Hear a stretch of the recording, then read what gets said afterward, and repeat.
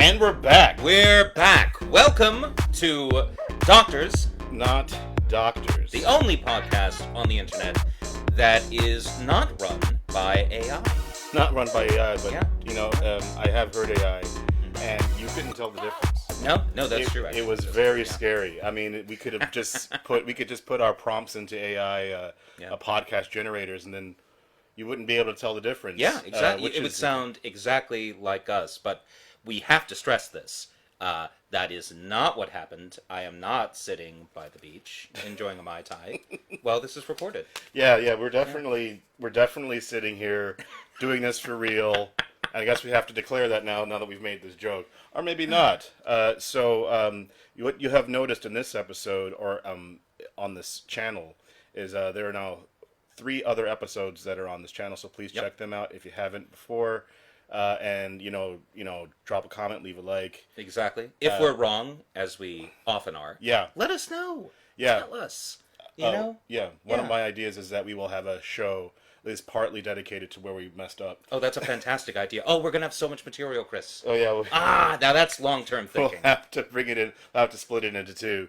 But our jocularity and fun will. Unfortunately, we have to start talking about the past week in politics. But and this is rare because nothing big happened this week. There was no in geopolitics and American politics. No, absolute silence. Really, radio silence. All quiet on the Western Front. I think. Literally all quiet. Yeah. Nothing's good. Yeah. Nothing's bad that's happening. Everything calmed down and people feel great, except unless you're Ukrainian. Well, there is that. I mean, there is that. There is that whole thing of like how.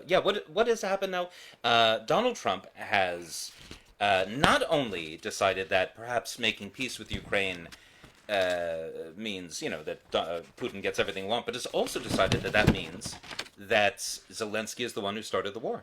Yeah. So for those of you who may not be watching the news, and I wouldn't blame you, so Donald Trump has decided that the Ukrainian war should be over, and he's decided that Vladimir Putin needs to come to the negotiating table to end this war. Who doesn't get invited is the Ukrainian president, Vladimir Zelensky. Well, now, why would he, Chris? I mean, why? If you're going to determine the fate of a nation, why would you ask anybody from that nation? And in history, it's always a good thing when 2 strong hyperpowers start making decisions about other countries without them in the room. It's historically worked out very well.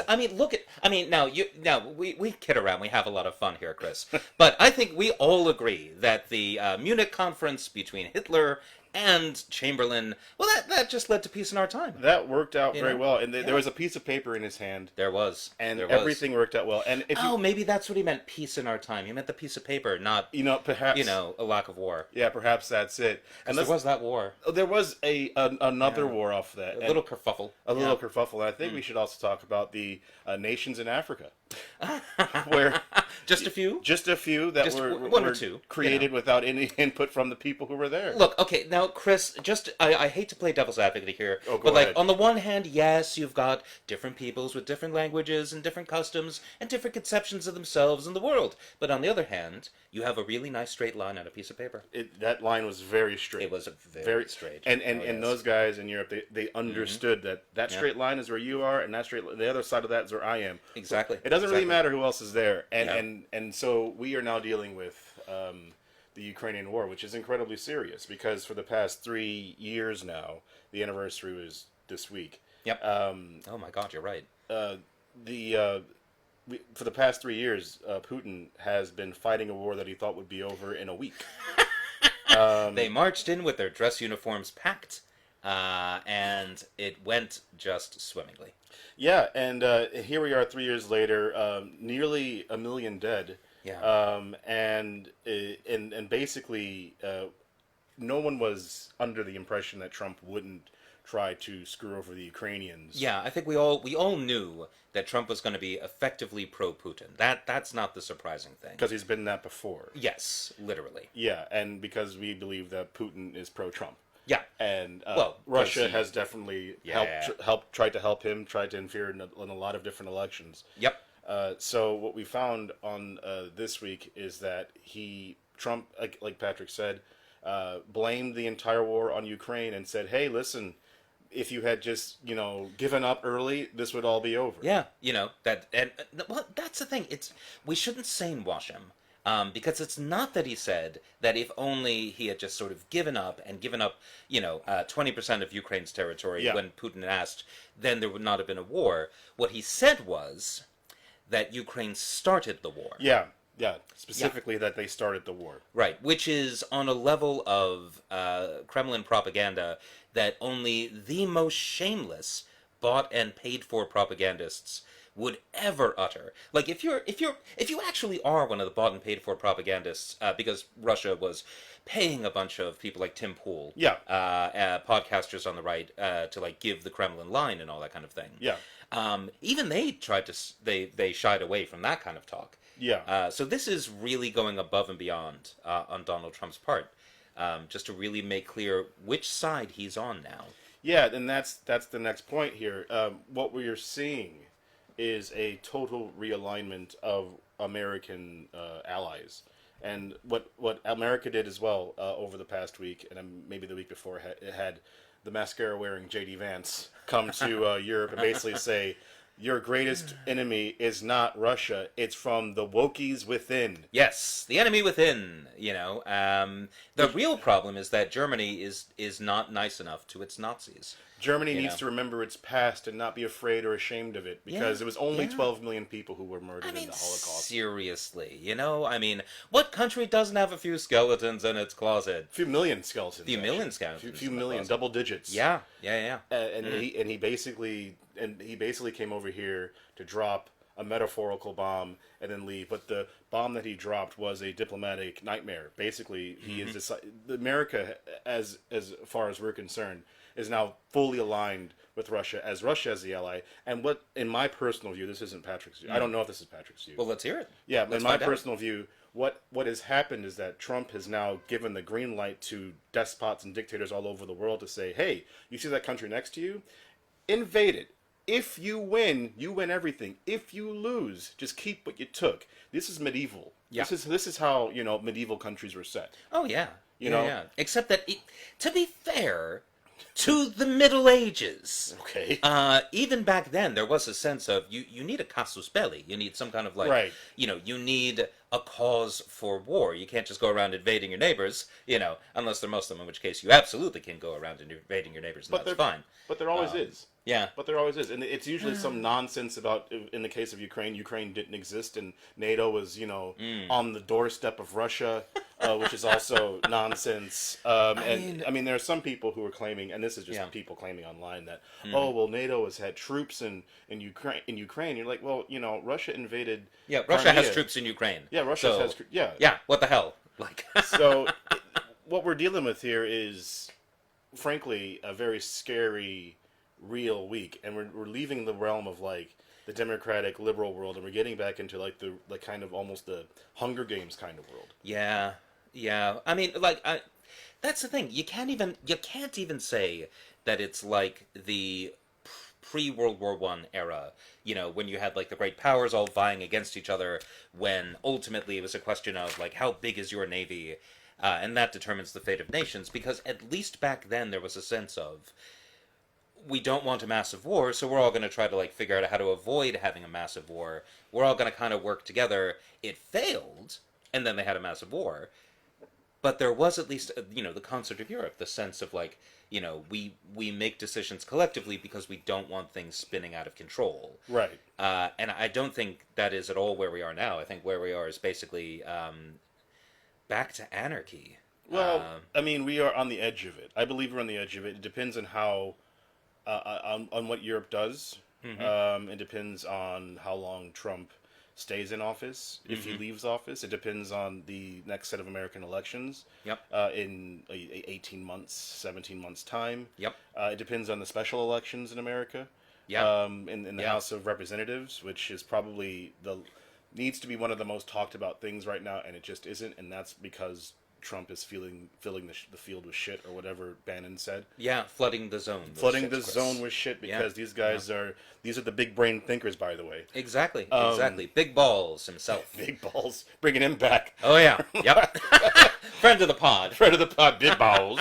But something else I wanted to talk about as well. Mm-hmm. See, since Trump has since he was inaugurated, I've been watching the conservative Twitters and Reddits and stuff to see how they're reacting to his actions and his executive orders. And for the first time, I noticed that there was a definite shift Oh yeah. in the support because with what's happened in Ukraine. Mm-hmm. So I am not a brigader for those of you who are on conservative Reddit. If you are listening to this podcast, for I can only assume hate reasons. A brigader. A brigader is somebody who goes in there and downvotes all the nonsense. Oh, see, and now I've learned a new. That's cool. Now I can add that to on fleek, so that I can be down with the kids. You can be on. I don't think it still matters. I don't think on fleek is still a thing. Ah, damn it! I just learned that one. I know.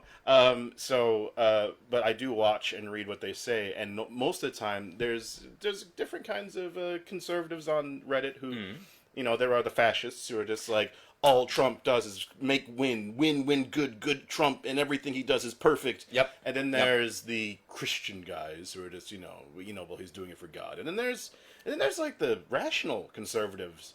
And I would say they are definitely a minority. I would definitely say they pop up here and there. But the rational conservatives have been like, guys, what are we supporting here? Wait, why do we support Putin? He's a dangerous, vicious dictator. Why are you cheering for this? This is nonsense. These are good questions, Chris. These are good questions. Yeah. What's the response that they get? Can I ask? Oh, they just get accused of being on the left. They get accused of being, and these people have like top 1% blank conservative on there. Like they are labeled, and they've been commenting on these posts for years, and I've been following these posts for years as well. But it is interesting to see like when you have America aligning with the old enemy, if I could use that phrase. I think you can. And you have these conservatives who maybe remember the Cold War or just have a pair of eyes and a brain and can see, when you are aligning yourself with a person who poisons his political opponents and has them killed, thrown in jail, and have thrown them out tortured, of windows. thrown out of windows, and you're thinking to yourself, that man's talking sense. I like the way that he kills his political opponents. I like the cut of his jib. I like the cut of his jib and the way that he murders people. Exactly. It's just he does it with such a gleam in his eye. Yeah. It's like, oh, you scamp. And if you find yourself aligned with that, then by all means you're a lost cause, right? Yeah. But there are a lot of conservatives who aren't aligned with that, and they're scratching their chins trying to figure out, wait, what's going on, and I think what part of this am I on? But then they can be pulled back in with like the culture war stuff. Are you saying, Chris, that they're having their own little "Are we the baddies" moment? Yes, they are definitely having. Are we the baddies? We've got skulls on our caps. I mean, I'm just saying, the Allies, they've got stars. They got stars. And the Soviets, they have hammers and sickles, and we have skulls. We have skulls. I hope you're not reading all that Allied propaganda. We will leave the Mitchell and Webb to one side. Yeah, because they do it better than we do, and they're still available online. So go check them out. Yeah, check them out, Exactly. and that might be copyrighted. I mean, but go on YouTube. They've got their channel on YouTube, I'm sure. Yeah, so. well, they've got something on YouTube. Yeah, So what we have is an issue. A very dangerous situation, specifically for the people of Ukraine, but also for people in Europe, like us. Yeah, and this brings me to one particularly disturbing thing that I haven't seen get mentioned a lot. Apparently, Donald Trump is openly talking about withdrawing American troops from the Baltics, Estonia, Latvia, and Lithuania. And this is particularly disturbing because Chris is absolutely right to say that what Donald Trump is doing is giving the green light to dictators around the world, like China eyeing up Taiwan, but it's also giving the green light to Putin to keep going. Yeah. And after taking Ukraine, what's the next part of the Soviet Union he would want to go after? It's going to be the Baltics. Not just because that means more control over, the Baltic Sea, but also because they're relatively isolated from the rest of NATO. They're relatively isolated from the rest of Europe. Yeah. And so he might very well be in a position to send in the tanks. It would be about a few days, possibly even a week, before NATO would be able to muster up a proper response to that. And that's assuming America comes in on the side of NATO, which I don't think we can assume at this point. Yeah. And so that would provide him with a fait accompli where he could say, oh, well, it's too late. What are you going to do? Force me out? You're going to kill just a bunch of people to, retake land I've already taken. And then counting on Germany to say, oh, well, actually, and counting on Britain to say, oh, that would be expensive, and counting on France.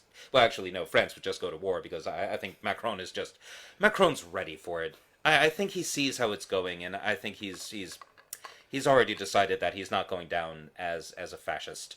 Also, France needs to probably get a different kind of story when it comes to wars as the one that it currently has. Well, that's the thing. Now's the time for the comeback. Now's the time for the comeback, Chris. For the big French comeback. Exactly. France is, seriously, France is one of the strongest militaries in the world. And it has a much larger GDP than Russia does. So, I'm not saying the French military is on par with the Russian military, although given the way the Russian military has been running into real trouble with Ukraine, it's not entirely out of the question. My one hope is that Britain and Germany and Poland, and I know Poland is down, that they will realize that if Putin does move against the Baltics, Putin's moving against everyone, and we can either be defeated one by one, or we can join forces. And I don't think he's giving us a choice here. And I think you're right. I think that we are living in a point where people are going to have to nut up or shut up, to use a very American phrase. I like it, and I'll allow it. Thank you. And we'll unfortunately have to wait and see what's happening, because we had a plan for this show to talk about different things, but the things that have happened this week are so seismic in nature that we have to spend a lot of time talking about not just what's going on here in Europe, but what's happening back in the States. Then we could talk about things that are happening in the UK specifically later. But what is happening now is how world wars start. And Trump seemingly, and Trump's people, who, and let's not forget what Trump demanded from Ukraine for protection. We haven't even talked about this yet. We haven't even talked about the extortion. Again. He does have form when it comes to extorting Ukraine. So he wanted, what, 500 million or billion or... $500 billion worth. So Ukraine is home to quite a bit in the way of natural resources, in particular rare earth metals. Now, rare earth metals are not steel and iron. Iron is incredibly common. That's not rare. Yeah, not rare. That's not rare at all. But the things that go into your cell phone. Mobile phone for those of you in the UK. Oh, yeah. The things that go into silicon chips. Televisions. Silicon. Oh, yes. Things that are necessary for all of what we think of as like... Modern technology. You need rare earth metals for that. And rare earth metals are relatively common in China, which doesn't help us very much. They're also quite common in Ukraine. And they're also common in the continent of Africa. That is true. They're also common in the continent of Africa. They're not common in Europe. They're not common in America. Nope. And so basically, if you're the United States, you have a strategic interest in ensuring that you have access to a market for rare earth metals. And that is fine. That is reasonable. That is perfectly normal. That's not what Trump's doing. No. What Trump is doing is basically saying, in exchange for nothing, you will give us $500 billion of your rare earth metals. You will give us 20% of all the revenues. Not profits, Chris. Right. Revenues. Right. As someone in the Ukrainian government put it anonymously, this was basically saying, you pay us before you feed your children. We get everything that you have. We get a ton of what you have, and that you will have no NATO support. You will not join NATO. We will not protect you. There will be no security guarantee. We will not be sending you any more weapons. We will give you nothing, and you will give us everything. And when Zelensky said no, on, I think the semi-reasonable basis that that would be surrendering his country to become an American colony. That this would be an act of imperialism that we have not seen since the Second World War, and that takes some doing. Because there was a lot of imperialism going on even after the Second World War. That's when Trump decided that Zelensky started the war, and Zelensky is a dictator. And Trump's people are upset and confused as why he wouldn't agree to that. Yeah. Which is why, again, we are saying that, Trump is fully aligned with Russia, Yep. fully aligned with dictators and people who feel that might makes right. Well, he is one of the people that thinks that might makes right. Yes. He's made this very, very clear. This is of a piece with him saying, oh, yeah, we want the Panama Canal back for literally nothing. We want, Greenland for nothing. We want Canada for nothing. We just want it. Yeah. And, so it's, we were just comparing the whole negotiations with Putin to the Munich conference. And I'm going to take that back. I'm going to take that back. Okay. This isn't Munich. This isn't stupid Chamberlain being an idiot and giving away power to Hitler. Yeah. This is Molotov-Ribbentrop. Yeah. Yeah. This is two imperialist powers carving up the world between them. Yeah. And it is horrific that one of the players in this, Pa-Adu, is the United States, the most powerful country in the world. For now. For now. I've also seen people write about this is the end of the American hegemony. Oh, it absolutely is. So, yeah, we could talk about this more and more, but we have other issues. Other issues to press. Other issues to press. Yeah.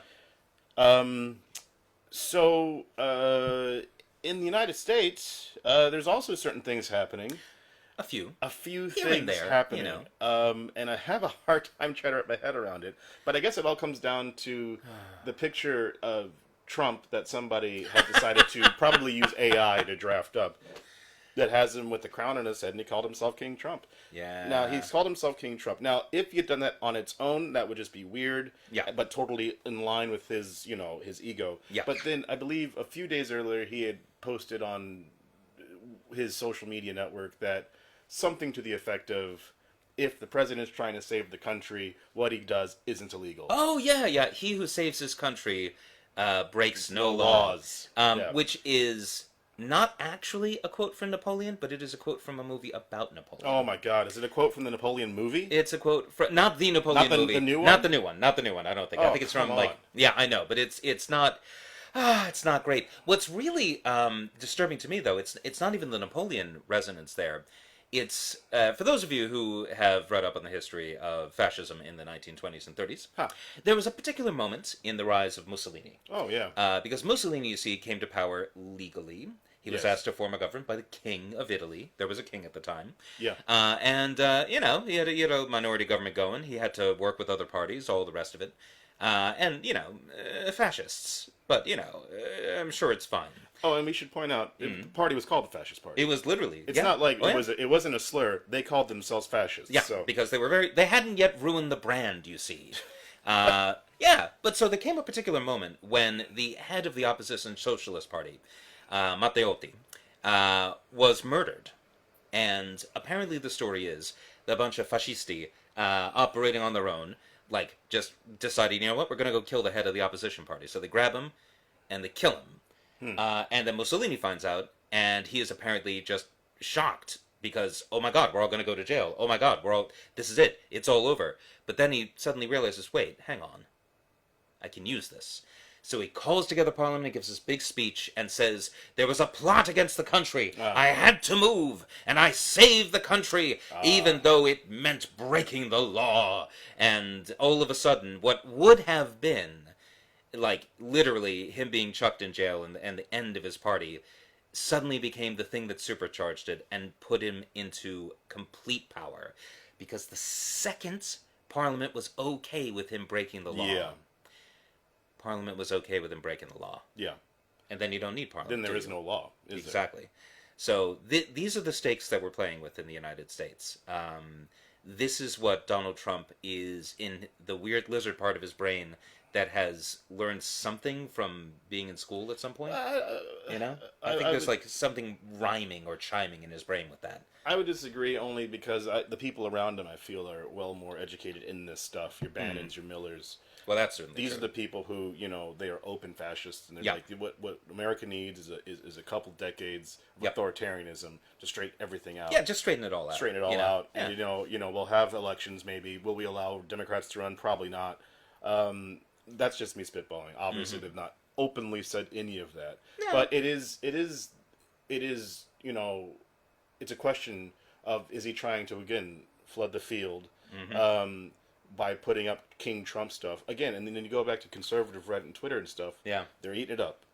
Wow. They're eating it up. And even fewer people are like, guys, I didn't elect King. Yeah. We didn't, Trump's not supposed to be, he's supposed to save us from the woke mind virus and the dangerous leftists. Right. And not supposed to be declaring himself a monarch. Yeah. So there are those people there. But you have him doing this, and then you have his boss, Elon Musk, doing all sorts of interesting things, including threatening judicial action against Democratic legislators. Oh, well, not just him. Not just him. The head of the Department of Justice is doing that. Yeah, that too. Ed Martin, I believe his name is. And, and the thing is, Ed Martin is a lawyer. He knows that this is horseshit. He knows that this is absolutely not a thing under the law, which means he is absolutely fine with disregarding the law and just openly threatening to use the power of the state against political opponents. Now, is this the letter that was sent to that one? This is the letter that was sent. That representative. And basically the representative had said something like, you gotta fight, or some innocuous term. Well, what he really did was he called Elon Musk a dick. Oh, that's right. Yeah. Yeah, he called him a dick. Yeah. But officially, it's because, he had said, something 3 or 4 years ago. I didn't realize it was 3 or 4 years. Oh, yeah, no, it was like years ago, basically, where he had, about something that had nothing to do with Doge, because there was no Doge at the time. Yeah. But so, and claiming that his use of, the term fight meant that, which is rich. Yes. Because Donald Trump literally incited a goddamn riot on January 6, 2021. Insurrection. And the whole claim there was, it wasn't incitement, because he was saying, you better fight like hell or you won't have a country anymore. But at one point he said peaceful. So yeah, but that's not the same thing. So basically you have that letter that came from the Justice Department and said, we're going to need to talk to you about this in person, or send us a letter about it. And then you have Musk specifically having a war with Adam Schiff. Yep. And Adam Schiff is a Democratic now senator from California. And I believe, I was trying to rack my brain, I think he was on the impeachment team. He was the head, I think. He was one of the heads of the impeachment committee. And so, of the impeachment committee, and he basically Musk keeps on going after him specifically. And it's what he's usually saying is, you are a criminal. That is it. You are a criminal. Yep. And then Schiff will come back with, actually, no, you work for one. You work for an actual convicted felon. Yeah, a literal convicted felon. Literal convicted felon, Yep. 34 counts. Yep. And then a lot of people say, we're gonna audit your business. Not your business. We're gonna audit your how much money you make from Congress. And he's like, that's already public information. Yeah. But what this flame war is just a smokescreen, because I just see, over the next few months, Kash Patel, who is now the director of the FBI. Yeah, that's a nasty turn of events. Yeah, so now you're gonna see them trying to arrest Democratic legislators. You're gonna see them trying to have these sham cases against Democratic legislators, because they're going only after Democratic legislators for the smallest thing, because they're so pissed off about January 6th, and specifically because the push didn't work. Yeah. Well, yes, exactly, and so. And honestly, this is the thing, people. If you want me to stop, making reference to past events, stop letting history rhyme.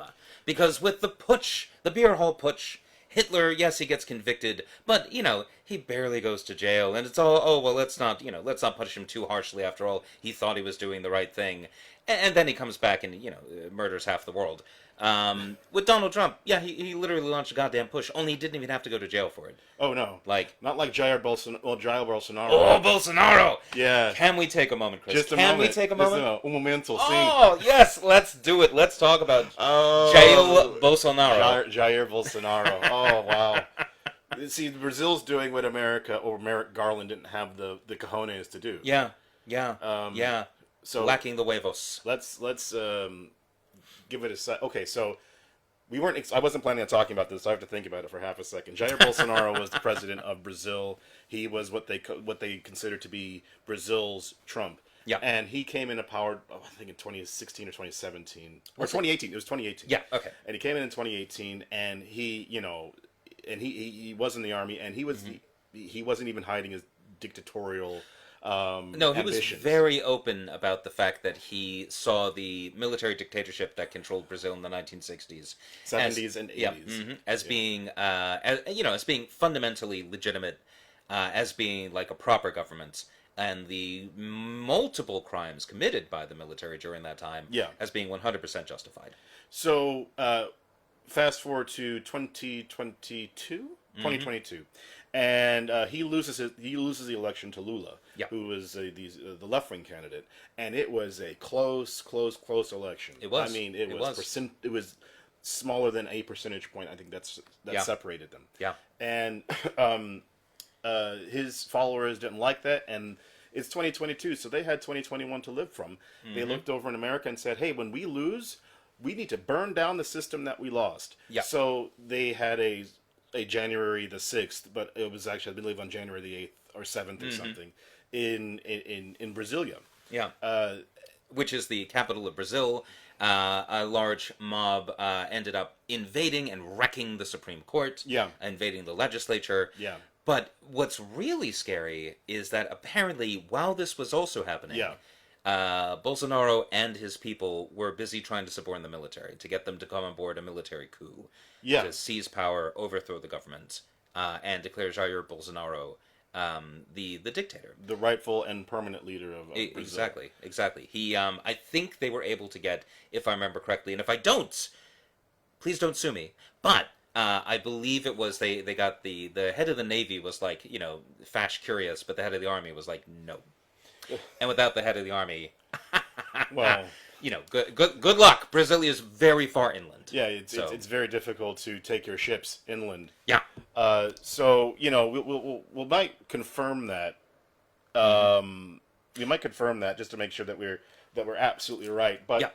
definitely, what happened was that Jair Bolsonaro tried to overthrow the government and tried to install himself as a dictator. Yeah. He has now been charged with that crime by the Supreme Court, and he's been charged by the crime by a person who his supporters have been trying to kill. Oh yes. The Supreme Court justice who's been bringing this forward, whose name I don't know, but we'll put in the description, has had death threats and a actual bomb attempt on his life. And basically they've said, you tried to take over the government by force, and and that's not on, because less than 40 years ago, just about 40 years ago, Yeah. the Brazilian government was run by a dictatorship, but they handed over power without a big war or anything. It was just, okay, there's going to be a transition to a democracy. Yep.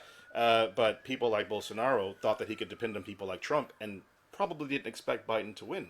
Because imagine a Trump second term and Bolsonaro loses again, but you have Trump saying, nope, and then Trump backs Bolsonaro to come back into power. Yeah. And who knows how he would have tried to do that at that time. I mean, at that point, basically, like, I think Donald Trump might have even been willing to send American troops. Yeah. I mean, like, although, like, if America was going to back the coup, I would bet that a lot of the military officers in Brazil might well have asked themselves some serious questions, because you don't want to back a coup that you don't know is going to win. Yeah. But also, if you know the coup is going to win, you really want to back the coup, unless you are a proper Chad, an absolute hero, a legend, if you will. A legend. Yeah, but yeah, and unfortunately, proper Chads and legends are in rare supply in society. So Yeah, we're lacking on those at the moment, but that's the deal with Bolsonaro, and now he's going to go on trial. Yeah. And well, hopefully they have this thing called laws in Brazil, Chris. Well, they also have a constitutional court, which Yeah. is something that we don't have in the United States or the United Kingdom, and that's probably something we should talk about at a later date, because it's an interesting concept. It's different from the Supreme Court, and they usually judge over, frankly, legislative or political or executive matters, or voting and things like that. But we'll talk about that later, because I it's think a that very would be interesting, a fascinating discussion to have. and put everybody to sleep. Exactly. So moving back to what we were talking about before, we have a situation in America right now that is, to be nice, is to say it's not ideal. No. But you have there are some points of hope. Like I said before, there are elections in 17 months. Yep. But between now and then, who knows what the system holds for our Democratic legislators. And this is another thing, the government, the Justice Department is trying to go after people who said things many, many years ago. And they have to remember that legislators typically have immunity when they say things, at least inside of the legislature. Well, now, Chris, to be fair, that's only according to the law and the Constitution. So, and as we know, these things are really more just sort of advisory at this point in the United States. But the point that I'm bringing up is that, sure, you can try to arrest Adam Schiff, right, because he is anti-Trump. But then you're going to have to put him up against a judge and put up the charges against the judge, and a jury as well. And a jury, and not every single member of the judiciary is signed up to the Trump plan. Right. And that's and so. And the thing is, you can't try someone twice for the same crime. So if they can't suborn the judge, and if they can't, bribe the jury at the court of first instance, then they can't just sort of say, oh, well, we're going to try again then. Unless the Supreme Court really is as far gone as some of us fear. Yeah, exactly. So, and will the Supreme Court back the political persecution of specifically Democratic legislators, and most likely left-leaning activists or whatever, which is an obvious and blatant attack upon free speech and a blatant attack upon democracy. Unfortunately, only time will tell, because 5 years ago or 6 years ago, it would have been like, well, there's your block. Don't let that pass. Yeah. But here we are today, and I couldn't tell you one way or the other if a Trump-backed case to hang Mike Pence and Adam Schiff and Nancy Pelosi would get, once they get up to the Supreme Court. Supreme Court says, well, Trump is king now, so I guess you'd all better and it's just the nonsense of it is that we have to talk about this now in America. I hate to pull out the whole everyone should have known what this was going to be when they voted for him. But I honestly think most people really don't. I think most of the people who voted for Donald Trump, they might very well, when confronted with law breaking and chaos and all the rest of it, they might very well say, yes, finally someone is tearing down the system that I have grown to hate so much. There are people like that. There absolutely are. I think there is some portion, and I don't think it's most, but I don't think it's very small either. I think there's some portion of his voters who, when confronted with all of this, are going to say, look, I wanted cheaper eggs. I wanted, lower taxes. I wanted, an end to the woke stuff, however that's defined. I didn't ask for planes to fall out of the sky on the regular. I didn't ask for the Secretary of Transport to say, well, sometimes planes just fall out of the sky, and that's just how it is. I didn't ask for unleashing chaos on the world, and I didn't ask for spiking prices all over the place. There are people who were Trump voters and are Trump supporters, and they are disillusioned. There are Trump supporters who, I saw a story a couple days ago of people who owned a farm, and the government was supposed to pay them for the solar panels they were going to put on their farm. But the deal is that you have to buy it all, and then the government repays you. Exactly. And then Elon Musk and his muskrats have decided that muskrats. Why did I not think of that? I read that. So that's okay. That's really good, though. But they decided that that's fraud. Or whatever. Yeah, because it's for woke. Solar powers. Solar power, Chris, doesn't actually. It's not energy. It's not electricity that you generate with the sun. Instead, it can only be used to power to power daisies and hippies. To power daisies, exactly. Hippies, exactly, and good vibes and feelings. Yeah, and you try running that in your air conditioner. It just your air conditioner will go poof. Air conditioner just reads you philosophy. Yeah. So. But what happened to those people on the farm is that they already bought that stuff, and now the government says, "Well, we're just going to renege on that deal." And those people are like, "Well, we can't really afford that. We really need to get that money back." And we were counting on that money, and also we had an agreement, and also we held up our part of the agreement. Yeah. So it's kind of impressive just how much they're willing to mess with Their own people. Well, and the sanctity of contracts. The very thing that, like, binds together, a society outside of, like, norms and rules and morality. Yeah. Is the basic idea that we make an agreement that we both have to live up to the agreement. Pacta sunt servanda, as they say in the law. You're going to have to translate that for those of us who don't speak Latin. Oh, fine. So agreements must be enforced. There you go. So, yeah. Agreements must be enforced. Yeah, because otherwise, what on earth is the point? Well, how else would you enforce an agreement then? That's the person who has the biggest bat, sword, or gun. Well, basically, yes, actually. Yeah. So, like, I agree to do this thing for you. If you pay me for it, and then I do it, you don't pay me, then I kick down your door and shoot you in the head. Right. There's a reason that's not the norm. Yeah. Yeah. There's a contract. I've signed here. You signed there. If we have a disagreement, we take it to court. Exactly. But how we don't hire dudes with guns. Yeah. Yeah. Yet. Oh, that's not funny at all. I know. But we are. We've talked about this for a while. We'll talk about it again and again. But that's what's been going on for the past week.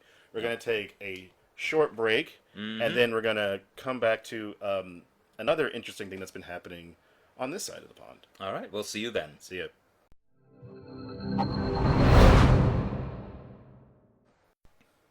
And we're back. Hello. All right. So this second half, I'll admit, I hear it a lot on James O'Brien, and you will not be surprised that I listen to James O'Brien on LBC. It's a good talk show, and a lot of good people on LBC. Both on the right and left, they try to keep it as even-keeled and not, conspiracy-laden as you'll hear on Fox News That's or good. GB That's good. News Yeah, or some of the other... I like hearing from reasonable people across the political spectrum. Yeah. But the political spectrum that is reasonable has very clear limits on the left and the right. Well, yeah. And I feel like on the right, the reasonableness is just going straight downhill. Like, there are some people who still believe that we're living in a normal, reasonable time. And then there's the people, then there's like reality. Yeah. Which is another reason to drink. So, one of the phrases that you hear in people who support the right is that they can't say anything anymore, and that the West is dying. I've heard both of those things repeatedly from many people on the right, Chris. Yes, is that there's this big idea that you are just being, well, if you're on the right wing of society, you are being punished just for talking. Yep, can't say anything these days. You can't say anything. You can't say it on the news networks that are right wing. You can't say it in the newspapers that are right wing. Absolutely You can't say it on the social media networks that are right wing. Yep. There's just nowhere for the right to really get their word across. Exactly. And they will tell you that every day on all of the ways that they have to get their words across. Yeah, they just feel that they're so, there's something that's happening that they know, but you don't, and you just need to come over to their side to figure it out. Yeah, exactly. Because they're not going to tell you. You just have to know. Yeah, exactly. It's that feeling inside. Yeah. Well, that's the thing. If they were to say what it is that they couldn't say, then things would happen, Chris. Well, if they could say what they couldn't say, then I guess they couldn't complain about not being able to say it. Well, then they couldn't complain. Then they couldn't say that it was wrong, could they, Chris? They couldn't. So I think we've solved their problem for them. Thank you for listening. And that's the end of all problems forever. We've done it. We've accomplished it. After years and years of pubs and the intense thought. Yeah, we figured it out. We did it. We did it, Chris. We did it. Yep. I'll get us a banner. Mission accomplished. But in reality, conservatives of a certain brand and of both, multi-level conspiracy people and also just kind of people who are dipping their toe into conservatism, they need a place to share their views and listen to other conservatives talk about the death of society, the West, and everything else. So really let their hair down. Let their hair down, so to speak. And in the United Kingdom, we had the ARC conference. In America, we are currently going through CPAC. For Conservative Political Action Committee, or as it is known by some wags on the internet, Tragic the Gathering. Tragic the Gathering. Yeah, and I'm just looking up real quick what the ARC conference stands for. It's Alliance for Reasonable Citizenship. Now that Alliance for Reasonable Citizenship. That's a hell of a way to refer to people trying to overthrow the government to institute a fascist dictatorship. That's funny. It's very interesting. It's a very interesting group of people. So the art conference just took place here in London at the Excel Center, and a lot of people were down to speak. A lot of people spoke at this conference, including people like Kimmy Badenoch, including people like Nigel Farage, and of course, Dr. Jordan, smartest man on earth, Peterson. Oh, Kermit the Frog. That's wonderful. It's his. I from what I understand, it's his brainchild. This is his idea to get conservatives in the same place to talk about the things that they're not allowed to talk about. Yeah. And from news reports, a lot of people were talking about things like birth rates and how the West is dying because the West isn't having enough babies. Yeah, no, oh, yes, yeah. No, God, that's new. That's new, surely, Chris. No one has ever argued that before, while claiming that the existence of other races is also a mortal threat to white purity. Definitely, that hasn't... That's never happened No, before. definitely not. No. This is a new idea. Exactly. A new Fresh idea. ideas. Fresh ideas. Yeah. So that gives you an idea of the level of discourse at the ARC conference. A lot of people talking about the Lord. Well, talking about Christianity, but they're all kind of focused on the loss of civilization, and that people are going off a demographic cliff.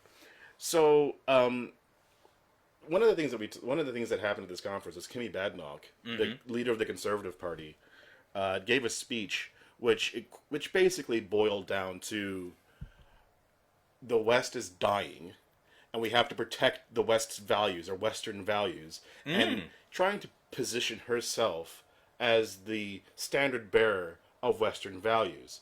Now, here's my issue with this. All right. So for those of you who don't know me, I'm black. What? I know. We're all surprised. But for those of you who don't know me, I'm black, and so what I'm going to say isn't racist. But Kimmy Badenoch trying to be the standard bearer for these kind of people at this kind of conference, talking about declining birth rates, but the person who they asked of this question was a young white blonde lady, and they asked him, "How many kids do you have?" A former president of Hungary or Romania, I think it was a former Hungarian or Romanian president, was talking at this conference, and she basically said, anyone who has more than 3 kids, stand up so we can applaud you for doing your job as women or doing your job as families to keep the hope alive. And so you have this idea where she's going to be the standard bearer for these kind of people to save Western values, and I look at this and think to myself, I can see where you're coming from.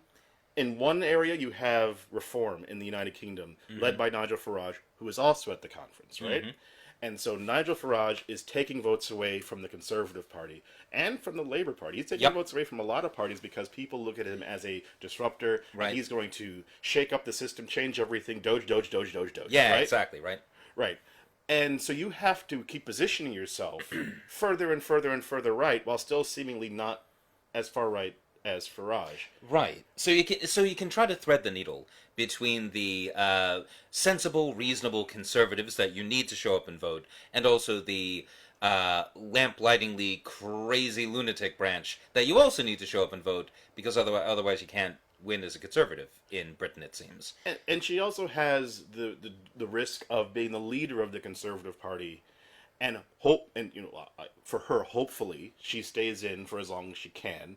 But if she keeps on losing ground to Farage, and if their party is already at 20% in the polls, the Conservative Party at 20% in the polls is a huge deal. Yeah. And the fact that reform is above both the Conservative and Labour Party is another huge deal. Yeah. So what did I say a couple of podcasts ago? This is the 5th episode, by the way, so congratulations to us. Hey!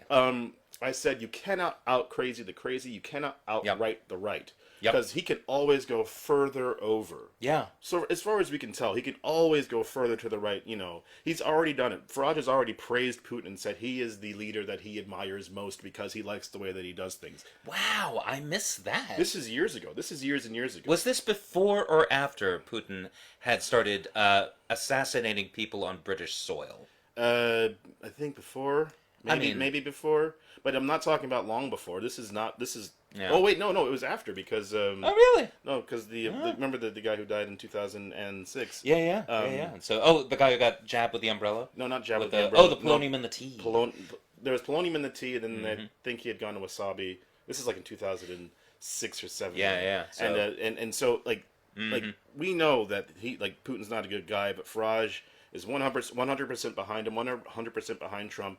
It's very difficult for a conservative politician to get behind a Russian dictator. But and so she knows that. So where does she go? She basically says these people, Western values and democracy, Western values are dying, and she is implying that she is the standard bearer for that.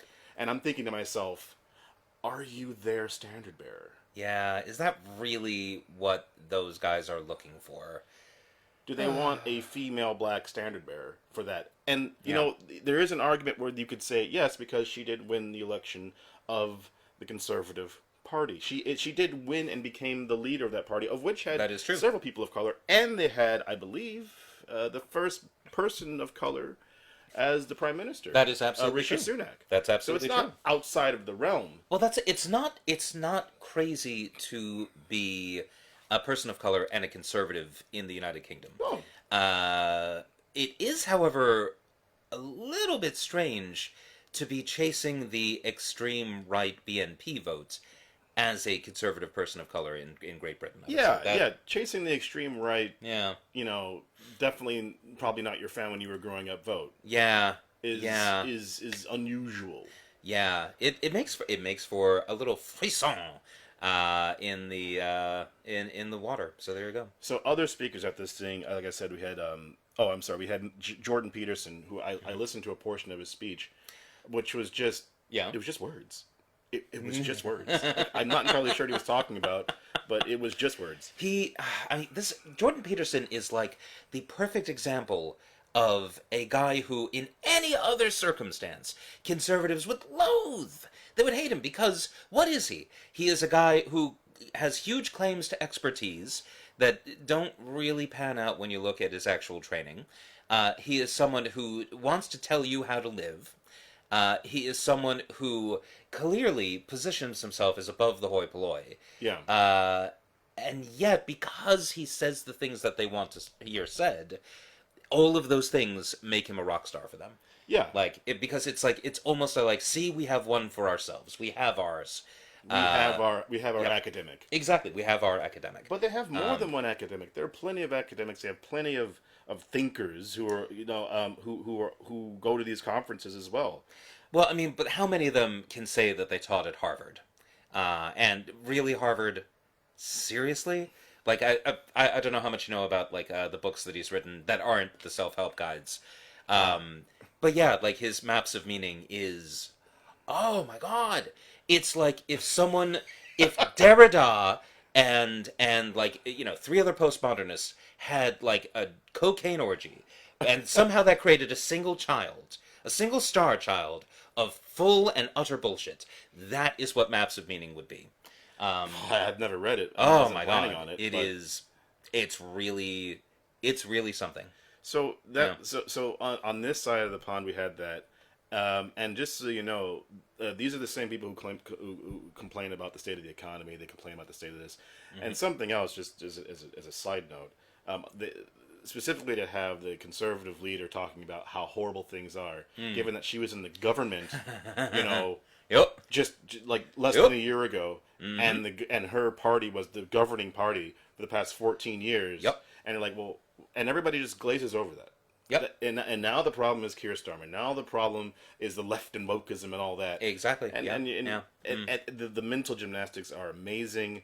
You do have to admire the fact that they can live in their own special little world where, and this is very important, they're always the victim. Yeah. Oh, yes. Oh, yes, Chris. They're always the victim. Because if you're not the victim, then maybe you've done something that you're not proud of. And that can't be right. Yeah. You can't, that can't be right. Yeah. So, But that's a lot of these conferences, and we'll get to CPAC in a second, which I don't have a lot of information on. I'm just because it's just starting. But there's one thing we could talk about. Yeah. But it's the perpetual victimhood. Something else that James O'Brien talks about is just, it's how I feel to get those people who are dipping their toe in. Yeah. They're just like, you're doing a great job, lady, guy, whatever, young man. You're doing a great job, but society isn't doing a great job for Right. you. Where's your wife? Where are your kids? Where's your house? Right. So you need to trust us to give money to billionaires. Exactly. And then when they push that one crumb off the plate, you get to fight for it, and you might be able to afford to rent a house. Hey, look at that. Hey. You know? Yeah. Hey now, but also low taxes, right? And just to clarify, I looked up the thing today. It costs between 450 and 1,500 pounds to get a ticket to this thing. Mm-hmm. If you wanted to watch the live stream, it was a smooth 150 pounds to access the live stream. Wow, that is impressive. So, I'm sure every bit of that goes purely to technical costs. Technical costs is basically a charity, guys. Yep. You're doing because you're trying to save Western society. Yeah. Now, moving from what's happening over here, what's happened over here to what's happening in America, it's the annual CPAC Festival of Nonsense. Yes, and this is the festival where for a long time they sold a T-shirt that said simply "Rope, Tree, Journalist." Yeah, that's right. Some assembly required. Yeah, that's right. Which, if you're having trouble speaking wingnut, what that means is we should murder journalists. Only the left-wing journalists who don't get it. Well, that would be all journalists, Chris. Because if you're a right-wing journalist, then obviously you're a brave truth teller who is being held down by the system. That's true. So, because you can't say anything, and you have nowhere to say it. Exactly. Unless it's on Fox News, OAN, and Newsmax, Truth Social, Indeed. X. Yep. So, I mean, it's very difficult. There's nowhere for these people to go. And there's almost no money in it. No, no definitely money. not. I mean, like, no one's getting $500,000 to talk about how Ukraine is crap. No one's getting not anymore. Not since they found out about the whole Putin ring. Well, that might go away now because Kash Patel. Well, he's got to shift the focus onto serious things, not Russian invasion of our minds and internet. But how DEI policies are illegal, and that's why we need to investigate private companies and throw them in jail for hiring people who are not white men. Yeah, we have to work on that as well. Yeah. So CPAC, which I like to refer to as the WWF of politics, it's really turned into a clown show. Yeah. When people come out on stage, sometimes it's to pyrotechnics, sometimes it's but it is very much like the WWE, and I think that is very much on purpose because a lot of these young men who go to these conferences grew up and probably still do watch wrestling, professional wrestling on television. So when these guys come down on the ramp, as I watched wrestling when I was 10, it speaks a language that a lot of young men will recognize and connect with, Yeah. Because, and think about it, what is wrestling but like a constant story of good versus evil, heels and faces, where it's all like, it's just sort of like epic in a way that politics usually absolutely isn't. Yeah, and so to try to pull that mentality into politics is, frankly, it's a smart move, kind of like when cigarette companies advertise to kids. Oh yeah, to make sure that absolutely to make sure that the kids kept on buying cigarettes, and they would have a perpetual buyer base because the top of it would be dying off. Well, exactly. From smoking. On account of the lung cancer, sure. Sure. Yeah. What happened today in CPAC was Elon Musk got a chainsaw from Javier Milei, who might get impeached for a Bitcoin rug pull. And we should come back to Javier Milei before Did the I end say of today's- Javier? Or did I say Javier? I think you said Javier, but I mean, like, Whoops. It's Whoopsie. I mean, sorry. Either way, he's a douche with crazy hair. He's Argentinian. He's Argentinian Trump. Yeah. But what Musk did, President Musk, hallowed be his name, when he came on stage, obviously to raucous applause. Yep. He never took off his sunglasses. He did not take off his sunglasses. Never took off his sunglasses. Now, Chris, I don't know if you know this about me, but Okay. back in the day, All right. I did used to dabble in a certain leafy green substance. I smoked weed, and when I was allegedly, allegedly, this is a thing that happened, and I'm sure only in circumstances that were 100% legal. Yeah. At the time and place. Shut up, and I don't want to investigate that. Yeah. I would sometimes wear sunglasses indoors if I was quite baked. If you were not really here for the hyper conversation, baked. if you see what I'm saying, Chris. Because that way people couldn't see the redness in my eyes, Yeah. and they couldn't see the slightly unfocused look I had. I was just really fun at parties, is what I'm telling you. But do you think something like that might have been happening with Elon Musk? I don't know. I mean, maybe he just had a long night of finding all of the fraud. Oh, yes. Yes, it's so not. much fraud. It's definitely not things that we disagree with. It's just fraud. Mm-hmm. Yep. And he did go off on one. He did say that Biden was importing immigrants to vote, and then MSNBC had to do a fact check on it. But unfortunately, MSNBC doing a fact check on it isn't going to make it to conservative Reddit. No, of course not. Those who are deep in that forest of conspiracy are like, I told you, and he found it. Yep. This guy on a ketamine binge who obviously is who's struggling to stay awake, Yep. on stage because he's ready to go, right? And they gave that man a chainsaw, Chris. And he gave that dude a chainsaw. Yep. Mm-hmm. Perfect. So you have so Elon went on an absolute rage on stage, which is good for him. Rage on stage. Yeah. And just talked for a while, and just Yep. kind of rambled on for a bit. Mm-hmm. The crowd loved it. Yeah. And then he left. And this is kind of the not brain trust, but this is like their. This is kind of This their. man's running the country, Chris. Oh, not Elon Musk. I'm talking about CPAC. Oh, I'm sorry. Yeah. This is like where they're selling the cigarettes to the kids, right? Yeah. CPAC is where they're getting and the kids can be of any age at this point, but this is where they're selling it, and that's how it works. But yeah, we have just a ridiculous amount of things that are going on at the same time. Yeah. Everything, everywhere, all at once. Everything, everywhere, and what's weird is like, okay, so I've been talking with people who feel like the world no longer makes sense, and given what we study and what we've done and what we do, it just feels to be like, oh, okay, so we're in this part of like history now, like Yeah. we were lucky to live at the end of Pax Americana, Yeah. and we may who knows, we might be able to pull our way out of it for a bit, but this is the way things always are. We never talk about wars in the continent of Africa, Right. Which happen all the time. Oh, and yeah. people are going through this constantly outside of the Western world. Oh yeah. You know? I mean, for those of you who have not been paying attention, there's currently quite a bit of armed conflict going on in the eastern part of Congo. Some really horrific incidents have happened recently, and a lot of it has to do with the fact that there are quite a few states in the region, Rwanda, Burundi, Uganda, and the Congo, that have just a long history of fucking with each other. Yeah. And quite a bit of that has to do with those very lovely borders that were drawn back in the day. The borders that we were talking about at the beginning of the podcast. Yeah. So, I mean, just to wrap this all up, if you are a conservative, there isn't really anything that you can't say. And if you think there are things that you can't say, please put them in the comments. Yeah. And then say them. Say them. Yeah. And then because what I feel that people can't say is just that they just want to use the N-word again. Basically, yeah. I mean, Like, that's been my suspicion. Like I feel like like they just feel that so much has been taken away from them. Can't they just still use racial slurs freely and without consequence? Can't they just abuse the people who work for them in peace, Chris? Well, yeah. I mean, and we should also clarify, this isn't everybody. I mean, there are people out there who feel that the world's has been going to shit, and maybe it's not going. It might get better now because of Trump, but I feel that those people are starting to feel the rug being pulled from underneath them. Yeah.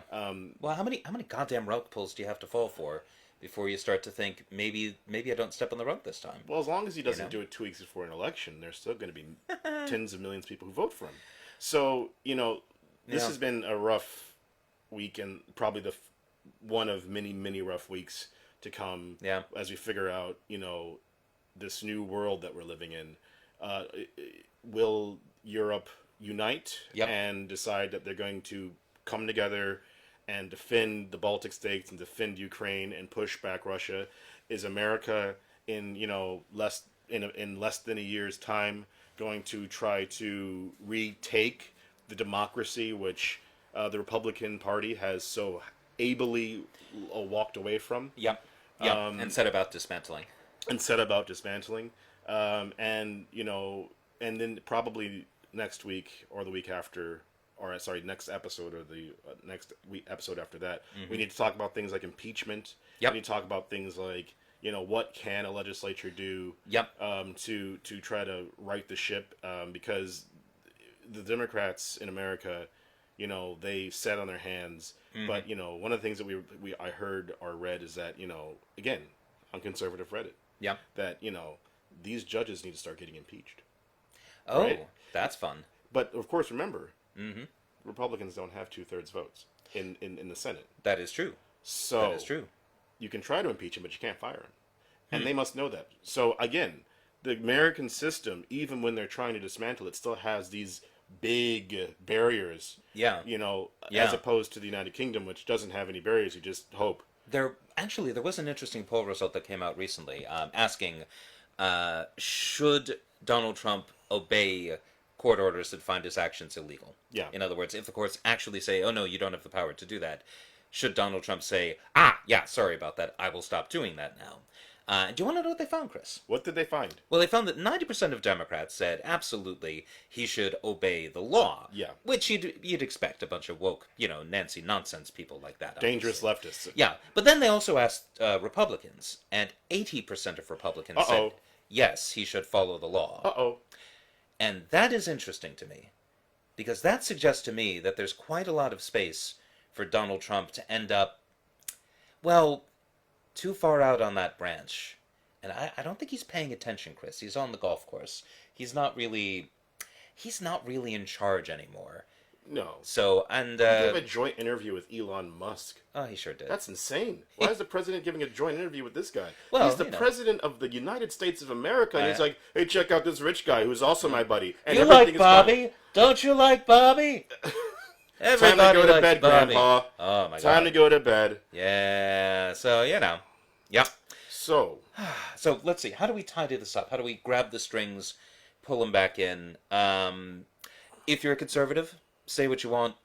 If people give you shit about it, maybe you're a dick. well, yeah. Or maybe they're being a dick. And maybe it's not the worst thing in the world to get criticized. Yeah. Even on Twitter. If you're Javier Milei, you just did a rug pull, and you cost your followers millions of dollars in a country that is very poor because your policies are making the country very I mean, they've had some good effects, but man, is the cost high. I'm not surprised that, anyway.